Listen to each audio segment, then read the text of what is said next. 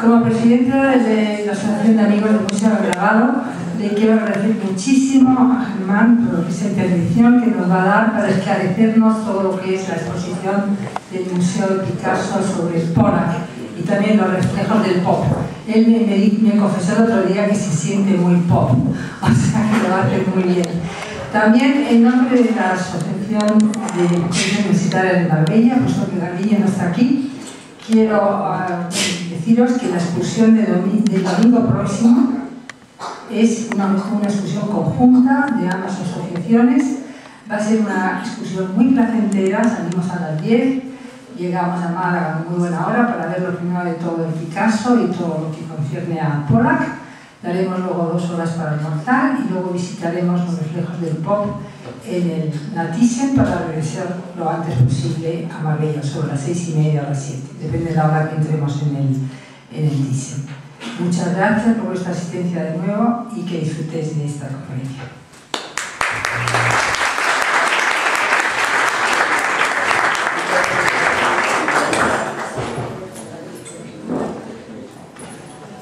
Bueno, buenas tardes a todos y muchísimas gracias por acudir. Aunque efectivamente la presidenta de la Asociación de Amigos del Museo, cuando propuso hacer la charla previa a la visita, creía ella que yo iba a hablar sobre el pop, ciertamente, porque efectivamente comisariaba varias exposiciones sobre arte pop y arte pop español, concretamente. Pero sin embargo, no, he preferido hablar de Pollock, en este caso, Blanca, porque interesa saber quizás por qué en estos momentos tenemos la exposición de Pollock en España, ¿no? Lo vamos a intentar discernir durante esta locución.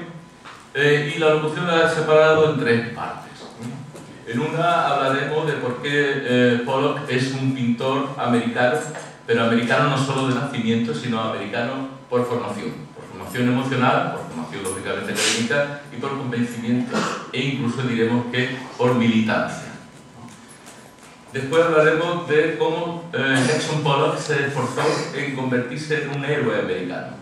En Estados Unidos, cuando se habla de Pollock, se habla siempre como de un American Hero, de un héroe americano, ya veremos por qué.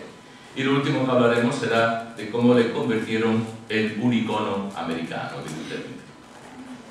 Bien, primero que hablaremos antes será eso, An American Painter. Para hablar de Jackson Pollock, es muy fácil referirse a la vida, porque eso es algo muy recurrente, sobre todo en los casos que los artistas son muy emocionales, fuertemente emocionales, como es el caso de Vincent Van Gogh o el caso de tantos otros, o este que nos ocupa. Sin embargo, yo de la vida de Pollock no voy a hablar. O sea, voy a pasar políticamente a hablar de la vida de Pollock, porque todos ustedes pueden tener acceso perfectamente a eso por través de la Wikipedia y otros medios, ¿no? Basta saber solamente lo que nos interesa para entender por qué Jackson Pollock es un pintor americano.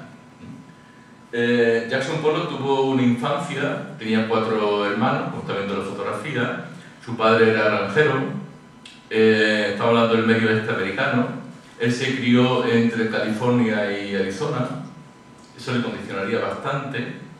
Y luego también le condicionó muchísimo los años que le tocó la Gran Depresión americana. Él estuvo trabajando desde muy jovencito en muchos oficios manuales, más duros, y de hecho esa depresión americana que tuvo sus consecuencias, sobre todo las familias media americanas, pues lo obligó, digamos, a emigrar, igual que sus hermanos, a varios sitios, ¿no? Él va a Nueva York porque su hermano Charles está allí, o sea, va de la costa oeste a la costa este, y cuando muere su padre en el año 34, que le pilla a los dos en Nueva York, ni siquiera tienen dinero para ir al entierro. Estamos hablando también de un gran viaje. Entonces, todas esas condiciones, digamos, sí fuerzan el carácter, lógicamente, de Pollock, pero dentro de lo que es el contexto de la sociedad de Estados Unidos en este momento, ¿no? Una de las cosas que sí influye muchísimo a Jackson Pollock, y ha sido muy estudiada, es precisamente el entorno geográfico donde vivía Pollock, Arizona. Él vivía en Arizona, muy cerca de la reserva de los indios navajos.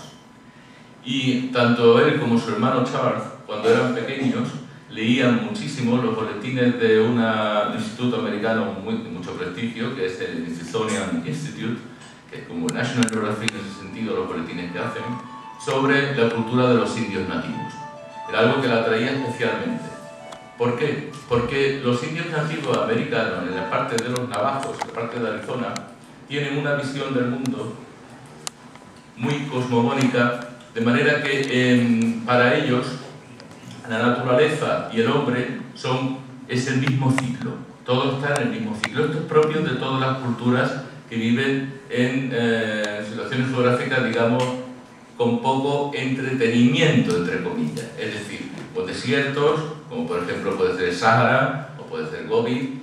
Hay culturas que ejercitan esta historia de, como ven ahora la imagen, los petroglifos, todo lo que es dejar un signo que sirva para entender el cambio de estaciones. La agricultura, como pueden imaginar, es algo muy difícil en estas zonas, y todo viene condicionado por eso.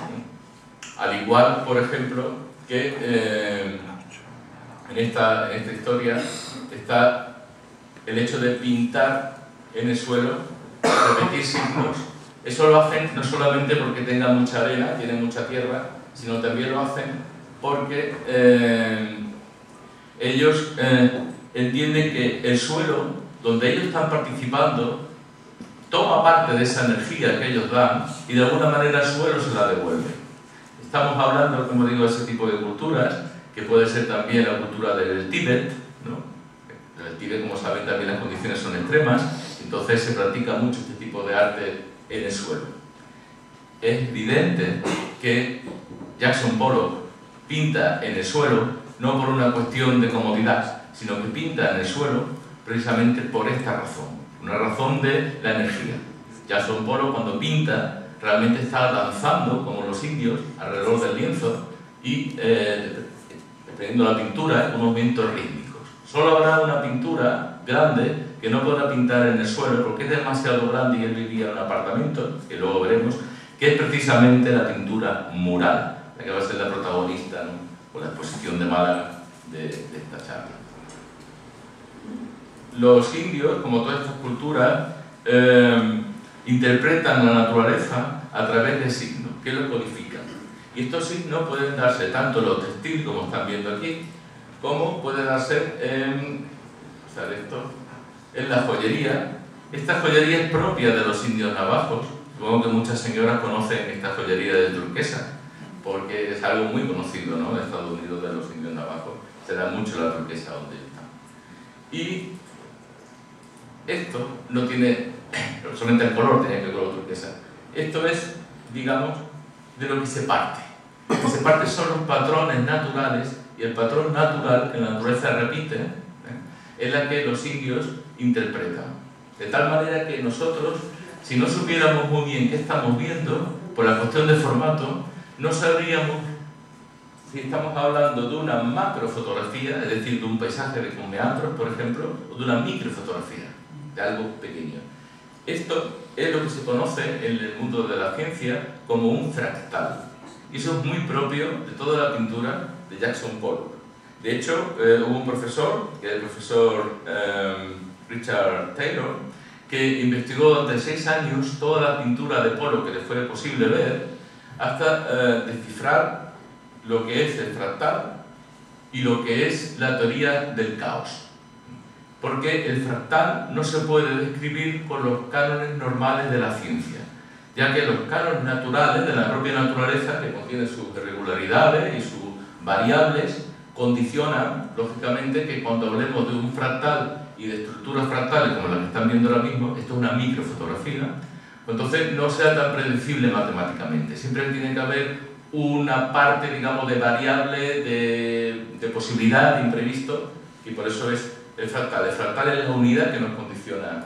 Para verlo un poco mejor y ver también con el tema de Jackson Pollock, lo mejor será ver el documental que se hizo para el canal Odyssey, en el que, perdonen, a ver el nombre, sí, el documental se llama The Code, el código, donde el profesor Richard Taylor habla con Marquis de Sauté para el canal Odyssey, como les digo, sobre el fractal en el caso del Pollock.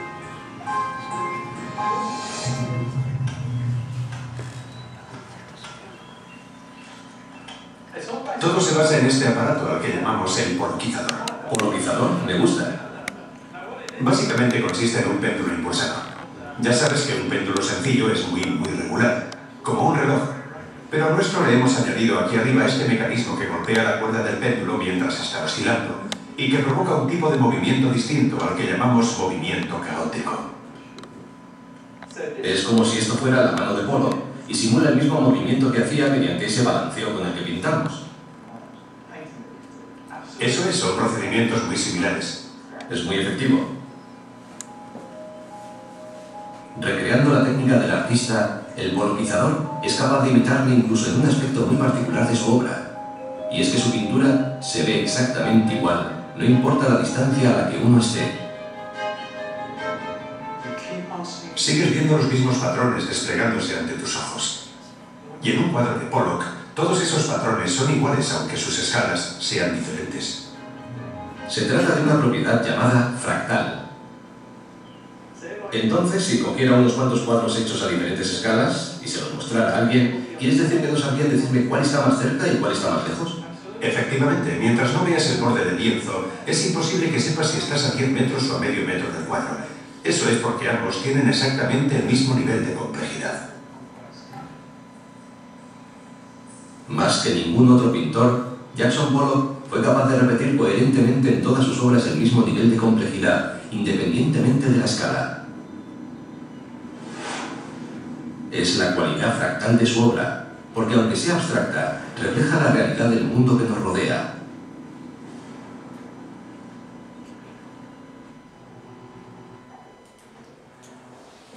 Eso, digamos, es en cuanto a la formación emotiva de un artista, que lógicamente la personalidad viene muy marcada por la infancia, ¿no? Evidentemente.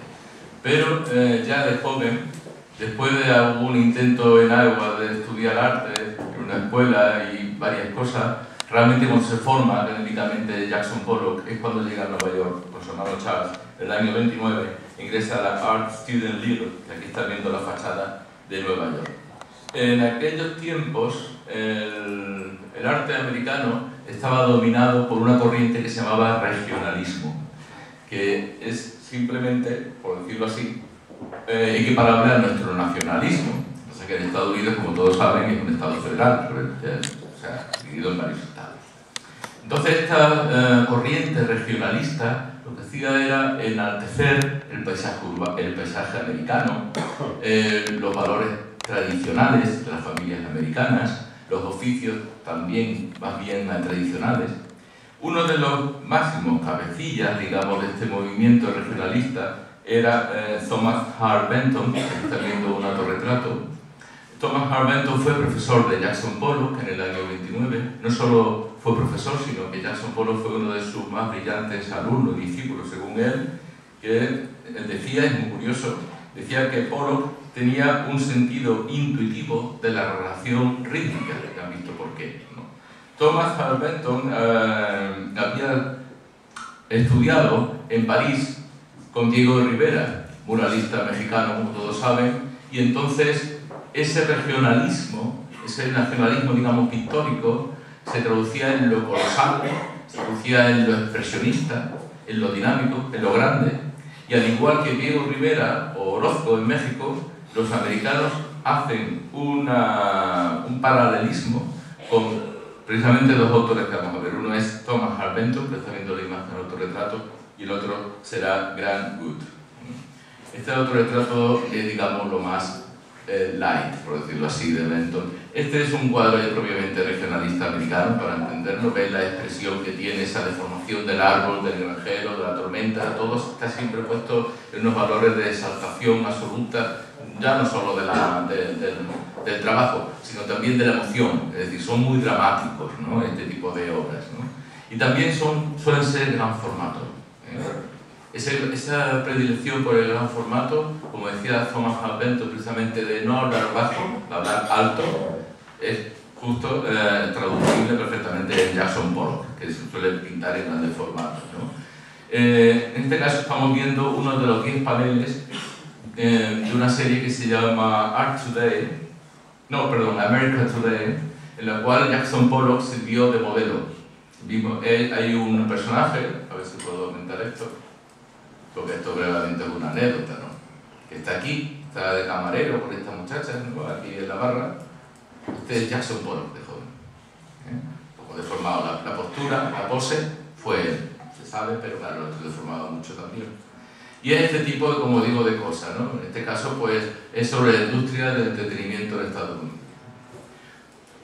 Otro de sus profesores fue Grant Wood. Grant Wood sí que era más regionalista que ninguno, no solo porque viste peto, como estás viendo ahí, peto vaquero. Grant Wood es el que tiene el cigarrillo ya encendido, o sea, el señor que está con la gafa es Grant Wood. El que está acompañando a Wood es también un pintor regionalista que fue John Stewart Curry. En el caso de Grant Wood, su regionalismo ya no solo se traduce en la pintura, se traduce en otras cosas. Por ejemplo, esta es una pintura de él que se llama, como están viendo, Stone City en Iowa. En Iowa estaba la escuela de arte donde Grant Wood era profesor, en los años 30, y en esa escuela, por ejemplo, Grant Wood consiguió que echaran a un compañero suyo porque había llamado a los alumnos a ver una exposición de Picasso. Y aquello estaba muy mal porque era llevar a los alumnos por el mal camino. O sea, que a los alumnos que están aquí, yo no sé si estamos haciendo bien que vean a Paul, porque a lo mejor también lo estamos llevando por mal camino. Esta es una de las obras más emblemáticas de Grant Wood y súper conocida en Estados Unidos, muy parodiada, que es American Gothic.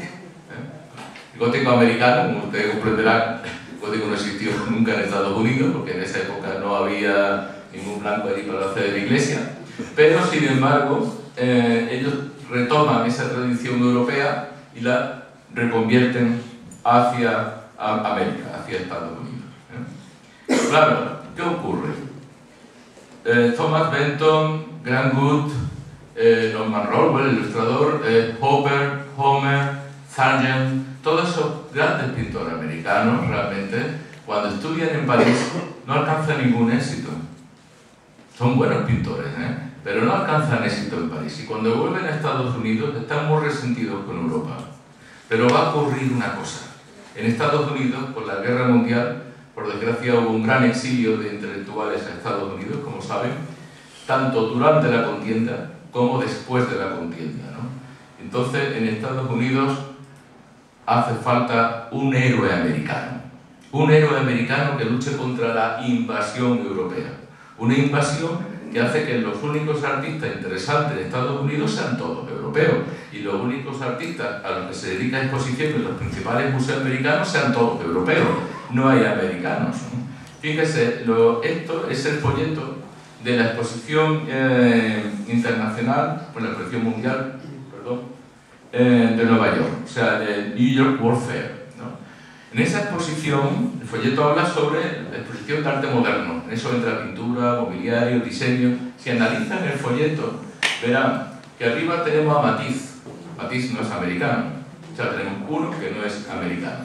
El segundo es Kane. Kane sí es americano, es un chico así que está muy fuertote con unos árboles detrás. O sea, tenemos un americano. Melot es francés, o sea, el escultor tampoco. Rousseau es francés, Cézanne es francés. Abajo verán a Dalí, Resistencia de la Memoria, que ya estaba en Nueva York, es español, pero digamos que con una formación francesa. Y al otro lado ven una señora de blanco, es Wizard, que sí es americano, pero al lado Grant Wood, que desde luego no es americano. Por medio de un paisaje industrial, que está por encima de Dalí, que es de Sheila, que sí es americano. Es decir, tenemos 1, 2, 3, 4, 5, 6 artistas europeos y solamente 3 americanos en la exposición mundial de Nueva York. Entonces, evidentemente, hacía falta un héroe americano. ¿Qué pasa? Que, hombre, el regionalismo americano, igual que el europeo, ya tenía toda la traza de no ser muy moderno, ¿verdad? De ser una cosita más bien conservadora. La segunda parte tenía una gran aceptación por las masas. Entonces, no había, ¿cómo decirlo?, ningún toque de distinción. El europeo en Estados Unidos era un toque de distinción. ¿Por qué? Porque era algo refinado, no todo el mundo lo entendía, no todo el mundo era accesible a ese tipo de arte. Digamos que era un poquito snob la cosa. Pero evidentemente, aunque no lo entendieran, ahí estaba, ¿no? Entonces, ¿qué ocurre? Jackson Pollock decide, como otros más, pero vamos, sobre todo Jackson Pollock si lo consigue, convertirse en un héroe americano para vencer al europeo. Y como todos los héroes, necesita un enemigo, un rival, un enemigo con el cual medirse.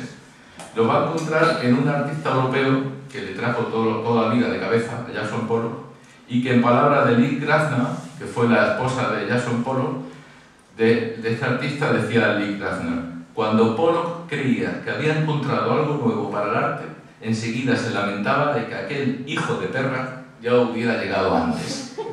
El hijo de perra no era otro que Picasso. Es que era, desde luego, un gran hijo de perra, porque muy difícil de poder superar, como todos comprenderán. En el año 39, en el Museo de Arte Moderno de Nueva York, se realiza una exposición que se llama Picasso 40 Years of His Art, 40 años de su arte, con 344 obras, incluida este célebre mural que es el Guernica. Pollock se enfrasca en estudiar a Picasso. Lo estudia no copiándolo, sino haciendo esquemas de las composiciones de Pablo Picasso y de todo, de los colores usados, de las dimensiones, todo. De una manera científica estudia a Picasso, y creo que mejor que incluso el propio Picasso se pudo estudiar en su vida, simplemente para tomar las armas, porque al enemigo hay que conocer, hay que saber cuáles son las armas del enemigo, ¿no? Y en esa búsqueda llega a una conclusión. La conclusión primera es que tiene que ser semi-abstracto. En ese momento, Pollock no es abstracto puramente, es figurativo, pero tiene que ser algo semi-abstracto porque lo figurativo es demasiado evidente. Y lo segundo es que tiene que ser totémico. Picasso es totémico. A nosotros, los mediterráneos, nos llama mucho la atención porque estamos acostumbrados a una cultura clásica. Cuando Picasso retoma el tema clásico, pues evidentemente las composiciones y todo lo demás, figuras grandes, etc., lo tenemos muy asumido en nuestra cultura. El americano, sin embargo, en ese momento no lo tenía tan asumido. Entonces, él busca ser totémico. Fíjese que en Guernica todas las figuras son totémicas, descompuestas. Cada una de ellas serviría solo para hacer un monumento de 15 metros. Una cosa bastante impactante cuando se ve de luego el Guernica la primera vez. Pues él estudia a Picasso. Tiene otros objetivos. Tiene también a Joan Miró, de que le encantan las composiciones, el color, esa manera de hacer. Tiene luego a Goya, que le gusta porque es muy bruto, a la hora del propio Jackson Pollock. Y tiene a otro que le inspira, pero que ya llevaba mucho tiempo ya fallecido, que fue Greco. Esta es una invitación que hizo la Asociación Amigos del Museo en agosto de hace 2 años ya. Blanca, ¿cómo pasa el tiempo? Esto estaba más reciente. Bueno, ven la pintura de Greco, no sé si San Esteban o quién está aquí al lado, y ven cómo precisamente el Pollock, que el cuadro es así, tampoco lo están viendo, guarda una gran relación, no solo por el color turquesa, que por cierto, lógicamente, el color turquesa es un color constante en Pollock y le viene precisamente de la infancia, ¿no? De cuando tenía esa predilección por los indios navajos, sino por la propia composición, ¿no? La propia composición ya me indica que aquí hay mucho parentesco. Bien, la pregunta ahora sería, bueno, Pollock está pintando, Pollock está creando, pero ¿en qué trabajaba Jackson Pollock? ¿Cómo vivía antes de ser famoso? Porque la factura la tiene que pagar alguien, evidentemente, y le estaba en Nueva York. Durante la Gran Depresión, en Estados Unidos, hubo una política, como saben, que fue la política de New Deal, por la cual el Estado, digamos, propiciaba el comercio, propiciaba la industria, etc. Es decir, inyectaba y protegía, ¿no?, a los servicios públicos y a los servicios no tan públicos para fomentar precisamente el consumo y la gran industria, porque el país estaba parado, había sido una quiebra terrible, ¿no? Uno de los proyectos que se realiza es el Works Progress Administration, es la Administración del Progreso del Trabajo, sus siglas son WPA, es más conocido, ¿eh? Y entre otras cosas lo que hace esta Works Progress Administration es contratar artistas y artesanos por todo el país para decorar obras públicas o colegios hospitales, diseñar mobiliarios nuevos para las cuestiones públicas, dar una imagen nueva del país, pero a la vez favorecer el trabajo.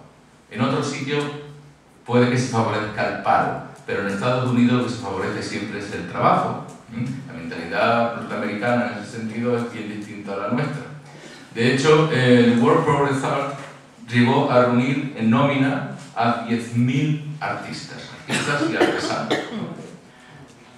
Justo ahí se conocieron esta feliz pareja, que formaron Jackson Pollock y Lee Krasner. Lee Krasner, aquí la ven, ya lo veremos después, pero al fallecimiento de Pollock, ella era pintora, ella era una excelente pintora, por cierto, pero quedó eclipsada por Pollock, igual que le pasa a todas precisamente casi siempre suelen ser mujeres, ¿no? Las mujeres pintoras que se casan con artistas pintores y ellos sobresalen mucho, ellas quedan como en un segundo plano cuando luego ya literalmente deja los pinceles, ¿no? Es el caso de Lee Krasner con Pollock, es el caso de Greta Scoville, como lo conocemos con Orlo Millares, es el caso de tantos otros, ¿no? Por desgracia. Bien, otra persona decisiva en esos momentos para ser un héroe, la mujer desde luego le prestó todos los apoyos del primer momento de Jackson Pollock para que fuera él el héroe, ¿no? Pero otra persona decisiva fue Peggy Guggenheim, la gran coleccionista, la gran mecenas americana, una de los personajes irrepetibles, desde luego, de la historia contemporánea de Estados Unidos. Aquí la ven ya a una cierta edad, ¿no? Pero las dos obras que están viendo a los lados, están en el apartamento suyo en Nueva York, son precisamente de Jackson Pollock y son de los primeros Jackson Pollocks. O sea, no lo que todo el mundo conoce después con las aplicaduras, sino el momento previo a la pintura mural, de la que luego hablaremos. Precisamente el cuadro de fondo rojo, que se llama Lady Moon, Señora Luna, en la que Pollock ensaya un tipo de composición muy surrealista, muy debida a Joan Miró también. Esta sí está en la exposición de Málaga, sí la pueden ver allí, esa sí ha venido. Pero cuando Pollock conoció a Peggy Guggenheim tenía este look de americana extravagante, y se podía permitir ser extravagante, claro, lógicamente, porque tenía y tiene un señor palacio en Venecia, hoy en día es su museo, que hoy está tirando la fotografía. Esta fotografía es la terraza de lo que hoy es el Peggy Guggenheim Collection, que está en el Gran Canal de Venecia, ni más ni menos, siempre con sus dos perritos. Y cuando Peggy regresa a Estados Unidos, no solamente Pierre Mondrian, que es un gran artista, como saben, europeo, que estaba en Estados Unidos, le habla muy bien de Pollock, es curioso porque Pierre Mondrian era un artista geométrico, pero le habla muy bien de Pollock, sino que también Peggy Guggenheim, Pollock le debe mucho, no solo por el dinero, sino porque le presentó a una artista hoy olvidada, que es Jane Sobel. Jane Sobel pintaba así mucho antes que Jackson Pollock. En el año 43, en Nueva York, realiza una exposición, que además está documentada por un crítico que luego hablaremos, que es Clement Greenberg, en el cual dice que ella pintaba así mucho antes de Jackson Pollock. Lo que le pasó a Jane Sobel, este cuadro y el siguiente que vamos a ver, los dos están en el MoMA de Nueva York. Lo que le pasó fue muy sencillo. Le pasó que era una exiliada ucraniana. Se había casado con 14 años. Su hija se había divorciado y entonces resulta que era abuela, pues con 40 o 50, con 50 años era abuelita. Entonces iba con las nietas por todos los sitios.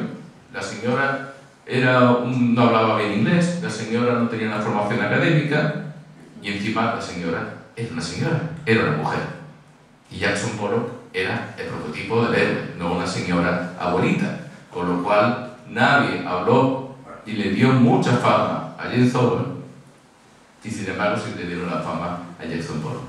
También hay que decir, no nos creamos que la señora Jane Sobel era una mina de diamantes, porque la pintura que luego realizó pues no tenía nada que ver con esto y la verdad que no tuvo una carrera muy brillante, que digamos. Pero sí el hallazgo fue de esta señora y no de nuestro querido héroe. Otra de las cosas importantes de Peggy Guggenheim fue que ella, en ese afán de mecenas y en ese afán de impulsar el arte contemporáneo en Nueva York, creó una galería muy importante que se llamó The Art of this Century, el arte de este siglo. Aquí están viendo una fotografía del interior. El interior, como ven, muy moderno, parece enteramente como si fuera un decorado, ¿no?, de la televisión del año 60, pero estamos hablando del año 42, 43 en Estados Unidos. El que está con esa postura tan flamenca al lado de Peggy Guggenheim es el pintor Massen, que estaba realizando una exposición, las pinturas son de ella, ya está en su silla, y ella, la verdad, que consigue mucho para Jackson Pollock. Esta es una fotografía en color, está desenfocada, no se ve muy bien, pero bueno, la he traído. Consigue hacer la primera exposición de Jackson Pollock en Nueva York. Pero no solo eso, que ya de por sí es bastante importante, porque ella trabajaba con Massen, trabajaba con Miró, trabajaba con los principales artistas más conocidos que puedan pensar, estaban en Estados Unidos, casi todos europeos, eso sí. Le hace la primera exposición, en el año 43, y le encarga, después de que le echara el visto bueno Pierre Mondrian y Marcel Duchamp, a Pollock que haga un mural para su casa, para su piso. Un mural donde va a pasar todo lo que es la crème de la sociedad americana, la sociedad intelectual también, y los artistas. Es decir, un escaparate magnífico, ¿no?, para Jackson Pollock. Y, por cierto, le hace una cosa inédita en Estados Unidos por parte de un galerista privado. Hacerle un contrato al artista. Le hace un contrato, que ya de por sí eso es algo, y encima con el contrato se compromete a pagarle $150 al mes. Esos $150 al mes, que hoy en día pues son 155 euros, a nosotros no nos parece nada, pero en aquel año de euro era mucho, ¿no?, sobre todo para un artista. Bien, de hecho la primera exposición era de Jackson Pollock, repito, después se da la exposición con otros artistas de grupo, de los expresionistas como son Mark Rothko o Clifford Steele, pero Jackson Pollock, digamos, es el bombazo del momento.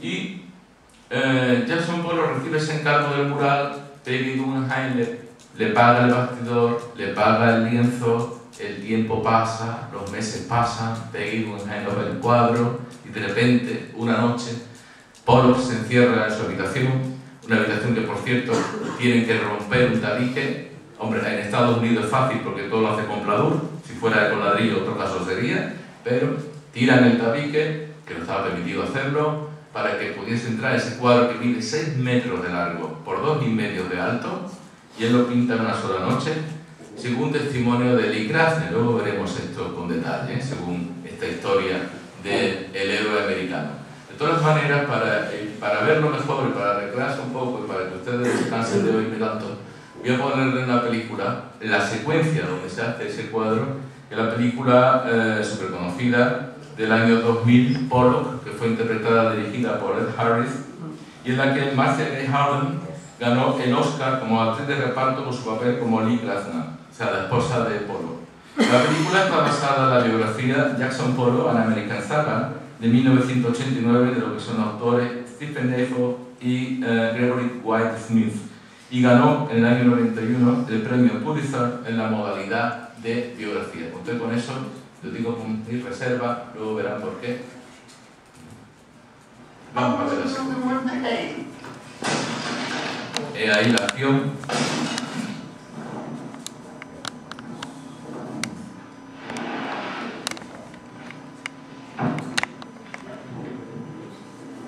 Hay solamente un detalle importante que tienen en cuenta cuando vean el cuadro natural y ahora estén viendo la secuencia.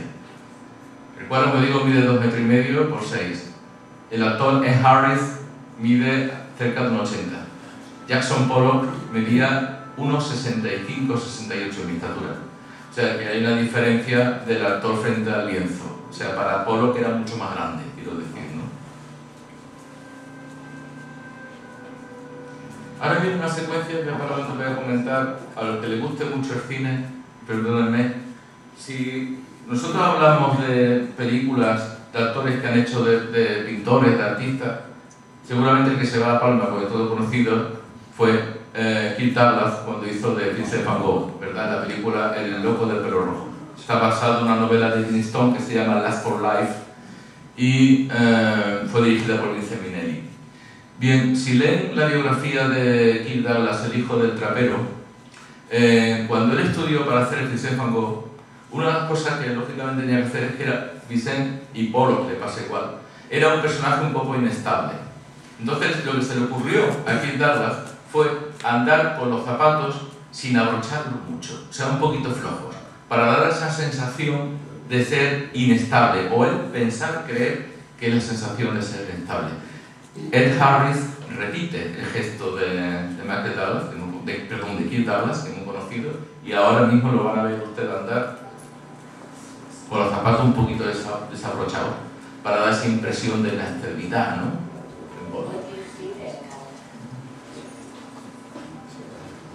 You've been looking at it for weeks, and you spread it.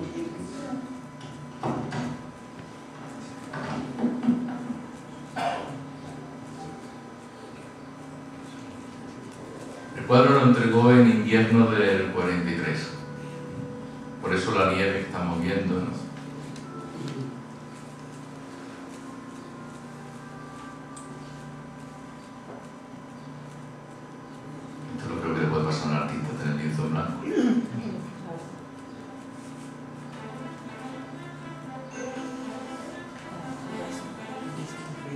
Y ahora viene la secuencia magistral.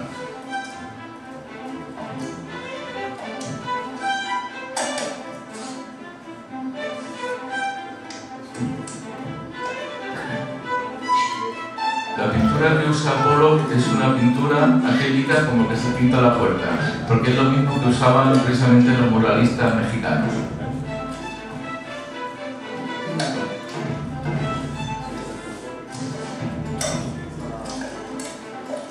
Sin embargo, la pintura que usó Pollock para hacer este cuadro era totalmente al óleo, salvo algunos blancos que están pintados a casina, lo que sería hoy en día un sintético, una pintura sintética.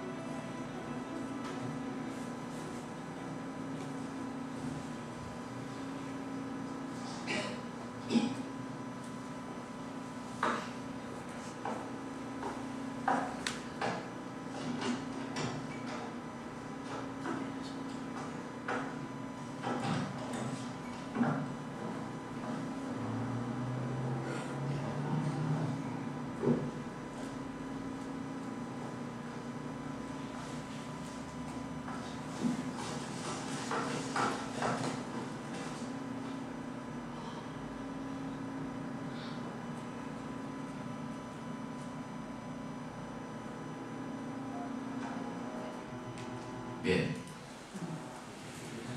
La secuencia. Aquí ya ven a Peggy Guggenheim con sus dos perritos, Pollock, la pintura, y una escultura de David Smith que está en fragmento, que era justo en la entrada a su casa, que era un edificio entero en Nueva York, como hemos contado, y que fue desde luego el momento estelar, porque eso se hizo para una fiesta de Peggy Guggenheim, una fiesta con motivo de la exposición de Pollock. Es decir, se hacía la fiesta en casa de la galerista y se convencía a todo el mundo para que fuera a llevar a gente y bueno, que compraran pues mejor, ¿no? Para la exposición posterior, ¿no? Así como se hacía antes. Entonces, pues, la fotografía es justo ese momento. Pues como están viendo, está la pintura de mural, la vamos a ver con más detalle después. Lo que más sorprende de la pintura, aparte del color y tal, y lo fractal, aquí está, es evidente, ¿no? Pero es el ritmo, ¿no? El ritmo que se mantiene a todo lo largo de esos 6 metros. Cuando Jackson Pollock lo está pintando en verano, ha habido una exposición sobre fotografía en movimiento, desde el siglo XIX hasta el siglo XX, en el Metropolitan Museum de Nueva York. La fotografía en ese momento, en Estados Unidos, ya se empieza a valorar de una manera mucho más que en Europa. Se empieza a coleccionar, se empieza a buscar la fotografía de tal o cual artista, lo cual era algo todavía impensable en aquella época aquí. Porque el fotógrafo normal estaba asociado siempre a hacer un reportaje o a hacer un retrato a alguien o ese tipo de cosas, ¿no? Pero no en plan de fotografía artística. Y la fotografía en movimiento del siglo XIX, como la están viendo hoy, tiene un carácter científico y sin embargo las últimas fotografías ya de la era de Pollock, pues ya él había visto la fotografía de Nangam, que son totalmente abstractas, ¿no? Entonces, claro, hay una evolución ahí distinta. Y Jackson Pollock, evidentemente, se sintió muy motivado. Ahora la pregunta es, ¿qué pasó después con la pintura? ¿No? Con la pintura mural. Bien. Lo que era la Escuela de Arte de la Universidad de Iowa, que antes lo hemos comentado con Grant Wood, ¿no? Con ese señor que llevaba esos petos tan bonitos y que hizo todo lo posible para que un profesor se fuera a la calle porque había llevado a los niños a ver a Picasso. Bueno, pues eso afortunadamente cambió. Cambió bastante y entró otro director que fue Liston Lockman. Y Liston Lockman, aparte de tener otro concepto de la vida, era un señor que desde luego tenía unas miras muy amplias, porque él lo que se le ocurrió fue que como en Nueva York las galerías de arte cierran en verano, o cerraban en verano en Nueva York pues las temperaturas son más bien calurosas, pues ¿por qué los galeristas no prestaban obras de su galería a la Universidad de Iowa para ellos cuando hacían los cursos de verano exhibir la obra? O sea, tenían los mejores artistas por nada en la universidad y los alumnos podían ver la obra directamente de sus artistas. David Guggenheim, cuando se enteró de esta historia del Iowa, pues lógicamente le interesó muchísimo. Ella era la protectora de las artes, ¿no? Y le hizo depositaria a la Universidad de Iowa de sus obras. Depositaria de todas, menos de una que le regaló a la Universidad de Iowa, que es la pintura mural de Jackson Pollock, que lo están viendo aquí. Esta, curiosamente, es muy gracioso, porque esta clase es la clase de pintura mural, precisamente donde estaba el profesor Grant Wood. Y si hubiera visto el mural de Pollock, evidentemente hubiera fallecido 2 veces, ¿no? Pero aquí ven tipo de pintura y aquí ven arriba el mural de Jackson Pollock, en la clase de pintura mural. Con el tiempo, lógicamente, esto era una condición de tener un cuadro. Entonces, la obra pasa al Museo de Arte que tiene la propia Universidad de Iowa en el propio campus, Pero claro, ¿qué ocurre? Aquí hay un río, como ven en la foto, ¿verdad? Bueno, pues en Iowa hay muchas crecidas del río. Y entonces hubo una inundación en el año 69, hubo que vaciar el museo y llevarlo por varios museos de California, etc. Mientras se arreglaba la cosa. Y la obra se restauró en el 73. Luego vuelve la obra de nuevo al Museo de Iowa y en el 2008 hay otra inundación, que por cierto salió en todas las noticias y parecía que la culpa la había tenido el presidente Bush, pero la inundación fue bastante terrible. Y ahora se decide que hay que hacer con el cuadro. Bueno, hay más cuadros, evidentemente, pero ¿qué hacer con este? Porque Pollock es ya un valor económico muy alto. La Universidad de Iowa, como todas las universidades, aunque sean americanas, nunca tiene bastante. Había que arreglar todo el campus y entonces decide un congresista americano por el estado de Iowa que por qué no se vende el cuadro. Entonces el cuadro se podía haber vendido por 150 millones de dólares. Hombre, la opinión pública más bien se echa las manos a la cabeza, porque entonces ¿dónde van a llegar? Vendiendo obra, ¿no? Un artista como Jackson Pollock, una cosa más bien estatal, simplemente por sacar dinero, una cosa así. Entonces el congresista cambia el tercio y dice, no, pues ya no va a ser para construir, ahora va a ser para becas de estudiantes. Bueno, ni con esa escuela, menos mal. Y al final lo que ocurre es que sacan un escrito de Peggy Guggenheim, que se lo escribió en su momento cuando donó el cuadro, el cual decía, si algún día no le interesa mi obra, o sea, el mural de Jackson Pollock, le ruego por favor que la devuelvan. Peggy Guggenheim ya no vivía, pero la fundación sí. Entonces, claro, ahí se acabó la historia de vender un Pollock, que es un disparate absoluto.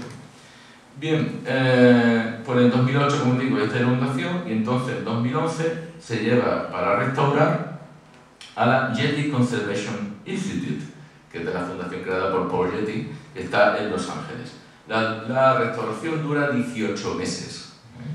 No solo porque es un cuadro muy grande, sino porque hay una serie de historias que vamos a comentar. Este es el cuadro cuando llega a la Getty Conservation. Lo primero que le hacen es un mapa, evidentemente le sacan en plotter, grandes escaneados por fragmentos, y montan el cuadro, pero en fotografía digital. No montan el cuadro para poder estudiarlo y saber cómo actuar, porque tienen que actuar varios equipos distintos de conservadores de la Getty. Lo primero que tienen que hacer es quitarle el barniz, porque curiosamente este cuadro estaba barnizado. Los expresionistas americanos no suelen barnizar la obra, no se suele barnizar. O sea, no hay ningún Pollock que esté barnizado por Pollock. Y además el Pollock estaba barnizado con un barniz sintético. Los barnices con componente de agua están muy bien cuando lo aplicas, porque como no huelen, lo puedes aplicar en casa, ¿no? Y no fastidias a nadie, ¿no? Con el olor tan fuerte de un barniz. Pero lo malo que tienen esos barnices es que con el tiempo se blanquean. ¿Qué ocurre? Que el cuadro estaba con los colores ya cada día más pálidos. Retiraron el barniz se retira con un lápiz óptico que es casi, pues, el formato de este, ya verán cuánto tardaron en poder quitar el barniz. Y ahora aquí empezamos a ver la historia que hemos visto tan bonita de la secuencia de la película, porque la secuencia de la película, la novela y el libro, en esa historia, se basan en el testimonio de la vida de Jackson Pollock, que lógicamente, como ya les he dicho antes, Jackson Pollock quería ser el héroe americano. Es decir, él estuvo un montón de meses sin pintar, se encierra una noche con una obra de 6 metros por 2,5 metros, el que más bien bajito, y empieza a pintarlo del tirón. Evidentemente es mentira, pero todo el mundo sabía que era mentira, porque la pintura, si es óleo, aunque tenga parte de caseína, que es como una pintura acrílica, son algunos blancos, la pintura si es óleo tarda mucho en secar. Entonces el color se fundiría sobre otro, no se verían estos cortes planos de color como están viendo aquí. Es imposible. O sea, estaría todo fundido. De hecho, cuando han hecho la radiografía ya de la sección, pues estamos viendo la parte parda de abajo corresponde al lienzo. La parte que parece espuma blanca es una imprimación comercial del blanco. Cuando usted va a la tienda y compra el lienzo ya imprimado de blanco, ¿no? Esto es como se ve en el microscopio. Aquí se ve una capa de amarillo, ya pintura de Pollock, y una capa de marrón que se ha fundido con la amarilla. Es decir, que aquí está fresco, es decir, esto sí se ha pintado corriendo. Parte de verde y otros pigmentos rojos arriba que se han fundido, están integrados. Esto sí, pero ya el rosa sí que no está fundido. Está totalmente solidificado y separado del estrato. Es decir, han pasado por lo menos semanas entre una capa y otra. Y ya encima tenemos el celeste, sumamos más semanas, ¿no? Es decir, el cuadro no ha podido ser pintado en un plan. El cuadro ha sido pintado durante mucho tiempo. Luego había otra historia con la restauración del cuadro, porque el cuadro era muy grande y aquí no se calculó bien las cosas. El bastidor no aguantó realmente todo el tiempo el peso y la tensión de ese lienzo tan grande, porque era muy fino el bastidor, la madera. Entonces hubo que colocar otro bastidor, pero colocar otro bastidor ya en el momento de entregar el cuadro, porque si se dan cuenta las fotografías que aquí Jackson Pollock, ¿no? Delante del cuadro en la casa de Peggy Guggenheim, ven que entre el cuadro y el marco hay un filo. Ese filo lo vamos a ver ahora mejor aquí. Ese filo es propiamente el bastidor. Es decir, el segundo bastidor era más grande. Entonces el lienzo no podía cubrir el bastidor, por lo cual se puso un poco de frente. Ahora lo van a entender mejor. Así como se veía. El cuadro se veía así, de repente veía un trozo sin pintar, que era el bastidor. Así como estaba puesto. Bien, hombre, esto lógicamente no era la primera intención de Jackson Pollock, que aquello fue un parche, estamos hablando claro. Entonces, ¿qué se hizo? Se colocó un plástico, no, o sea, esta línea roja que veis no está trazada en lienzo, por supuesto que no, está trazada sobre un plástico, para definir cuál es la medida para poder tensar el bastidor. O sea, tensar el lienzo, pero no sobre el bastidor, doblar el lienzo. Vamos. Entonces, aquí se está trabajando sobre un nuevo bastidor y se está trabajando tensando el lienzo. También, aquí se ve cómo se tensa, está tensado no sobre el bastidor en sí, sino sobre otro lienzo de refuerzo. Es decir, ahora mismo el lienzo de Pollock está pegado, por decirlo así, sobre otro lienzo nuevo, para darle mayor cohesión. Aparte que el bastidor, cuando vayan a verlo, si se pone un poco mirando al filo de la pintura, no de frente, sino un poquito al filo, se darán cuenta de que está un poco combado. Porque como el cuadro ha estado mucho tiempo combado, el óleo es una cosa, es un material que está siempre vivo, porque es aceite. Es decir, se tensa y se destensa continuamente, con los cambios de temperatura, igual que el lienzo. Entonces, si se le pone algo demasiado rígido, con el tiempo el óleo puede craquelar. Entonces hay que dejarlo un poquito destensado, y en este caso, como tenía ese vicio el bastidor, pues han imitado un poco el vicio del bastidor, es decir, la curva, ¿no? Luego aquí están viendo cómo van poquito a poquito tensando punto por punto para que no se formen grietas. Aquí repasando con témpera blanca las partes desperfectas de la preparación comercial que suele saltar con el tiempo. Y aquí ya lo vemos colocándolo cuando ya está por fin restaurado. El cuadro ha tenido y tiene, mejor dicho, una gira. La tournée que lleva el mural de Jackson Pollock, pues la primera, que es la que están viendo la imagen, fue en Los Ángeles, en el Getty Center, que es donde la vi restaurar y por eso lo pusieron, de marzo a julio de 2014. Todo esto, la exposición la organiza la Universidad de Iowa, el Departamento de Arte de la Universidad de Iowa. No Peggy Guggenheim, no la Fundación Guggenheim, ni el Estado, ni la Administración de Estados Unidos, ni nosotros, ni nada, sino lo que hizo la universidad. Entonces, primero en Getty Center, después en Sioux City, en Iowa, lógicamente donde está la universidad, estuvo hasta marzo de 2015, en Venecia, coincidiendo con la Bienal, evidentemente de Venecia, en Peggy Guggenheim Collection, estuvo hasta noviembre de 2015, luego ha estado en la Deutsche Bank Kunsthalle, o sea, en la sala de arte del Deutsche Bank, que es Deutsche Bank tiene una gran colección de arte, de noviembre de 2015 a abril de 2016, no solo porque hayan colaborado, sino porque una de las piezas de Pollock que está en la exposición la han restaurado ellos. Y después, como saben, está en Málaga, y ahora después irá a Londres dentro de una exposición, el cuadro, mural, no toda la exposición, dedicada al expresionismo abstracto en la Royal Academy of Arts. ¿Por qué está en Málaga? Pues es una manera, evidentemente, de que Pollock ha vencido. Es una manera, lógicamente, de reconocer por parte de los Picasso y picasianos que Pollock es un gran artista y por eso tiene que estar aquí. ¿Por qué no está en la Reina Sofía? ¿Se lo han planteado? ¿O por qué está en la Fundación Miró de Barcelona? Está en Málaga, evidentemente está en el Museo Picasso, que donde seguramente a Pollock le hubiera encantado estar y batirse con Picasso. Y por eso ha venido a Málaga. Luego, sigamos hablando, volvamos otra vez a nuestro tema, ya acabando, de cómo se crea el héroe americano. En agosto del año 49, la revista Life, tan conocida, desarrolla un artículo en el cual, como ven, se pregunta: Jackson Pollock, ¿is he the greatest living painter in the United States? ¿Es el artista vivo más grande de los Estados Unidos? Un artista joven, con su obra, pintor americano, era una manera de vencer, también vencer en casa. No solo será esto. La verdad que el texto de la revista Life, si lo conozco, lo he leído, y el texto es un poquito jocoso. Tampoco que sea un lavatorio de Pollock, que es mezcla cal y arena, un poquito jocoso. Dese cuenta que la revista Life no es una revista especializada en arte, es una revista de gran calidad, pero una revista de difusión. El siguiente pick and Flanders ocurre en el año 51, cuando el fotógrafo Cecil Beaton hace un reportaje de moda para la revista Vogue Y entonces, como una distinción de elegancia y de calidad, las modelos posan delante de cuadros de Jackson Pollock, como están viendo aquí. Pero Pollock también se consigue él hacer su propia propaganda.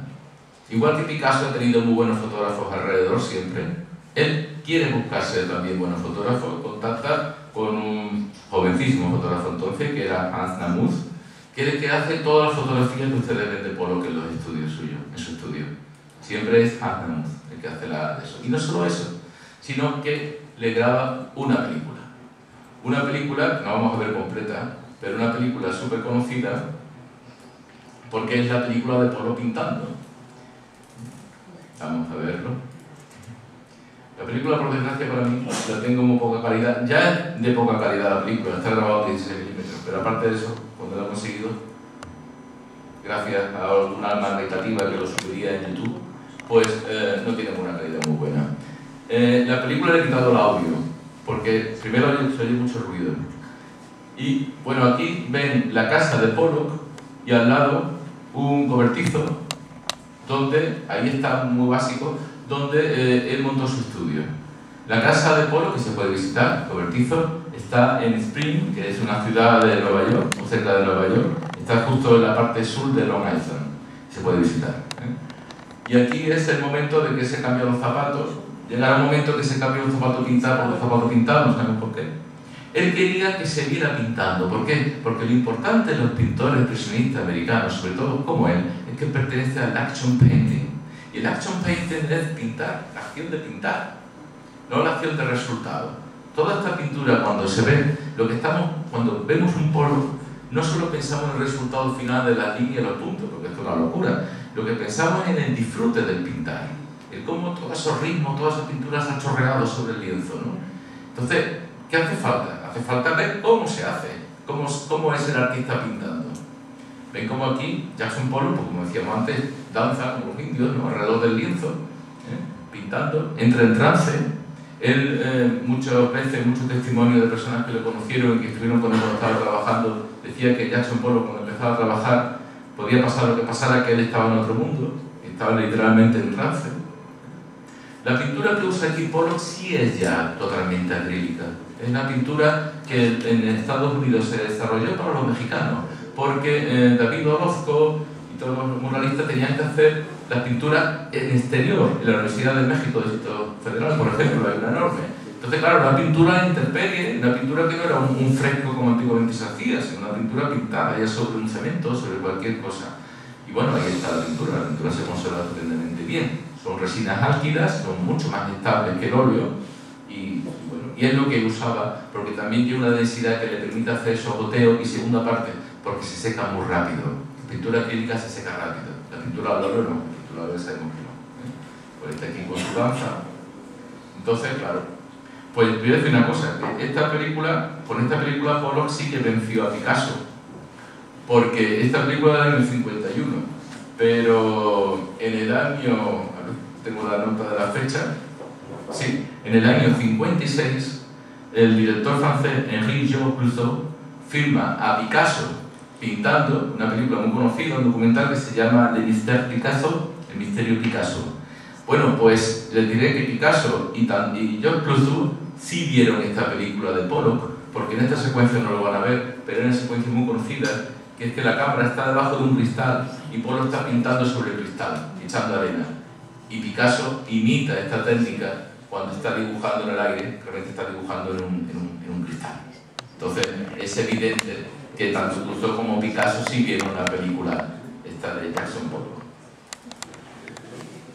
Acabando con el héroe, para entrar a otra parte, diremos que lógicamente el héroe, si es artista, necesita de un agiógrafo, es decir, alguien que escriba bien sobre él y de que lo enzarce. Ese fue el gran papá o gurú del arte americano, como fue Clement Greenberg, que fue un crítico de arte, pero no solo un crítico de arte al uso, escribía muchas revistas, sino también alguien que propiciaba que surgiesen los movimientos, que propiciaba que surgiesen los artistas. Él dictaba la tendencia y el que quisiera seguirle, lógicamente sabía que tenía éxito, se lo conseguía y se metía y lo seguía. Clement Greenberg no solamente ensalzó muchísimo a Jackson Pollock, sino bueno, que tenía una relación muy personal. Aquí están viendo la familia de Clement Greenberg en la playa, en Olython, con su esposa. Lo que pasa, lo que ocurrió, es que los críticos, como los artistas, son caprichosos. Y en el momento en que Jackson Pollock decidió volver un poquito a la figuración, pues Clement Greenberg le dijo que su nuevo héroe ya no era él, era Clifford Steele. Entonces ahí entró un conflicto. Es muy curioso esto, porque precisamente el comisario de la exposición mural Jackson Pollock, La energía hecha visible, que está en Málaga, es David Antham. David Antham es el Senior Consulting del Clifford Steele Museum de Denver. Muy curioso, pero era así. Entonces, ¿qué pasó después? Pasó después que Pollock entró en crisis. Primero porque se dejó llevar por la demanda de los galeristas. Cambió de galería, cosa que no es muy recomendable hacer cuando se está muy en alto, porque lo único que se tira ya hacia lo comercial. No él, no digo él, digo la galería. Y entonces cada vez querían que pintara más cuadros. Por otro lado, ya no tenía respaldo de Clement Greenberg, con lo cual aquello le dolía un poquito. Ser muy conocido por el gran público ya era un gran logro, pero no ser respetado por la crítica, a él le ponía